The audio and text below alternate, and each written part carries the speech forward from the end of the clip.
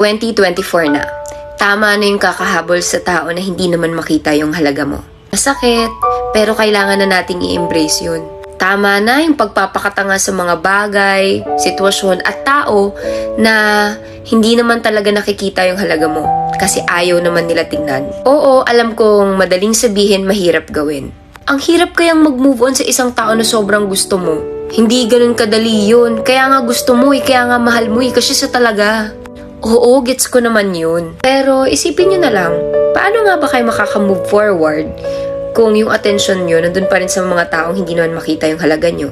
Na instead, gamitin nyo yung opportunity at driving force to find someone better, nilalock in nyo sa kanila yung pagtingin nyo, 'di ba? Mahirap pero kailangan mong simulan. Kasi kung hindi mo pa sisimulang makita ang halaga mo ngayon, sinong makakakita nun kung hindi ikaw, 'di ba?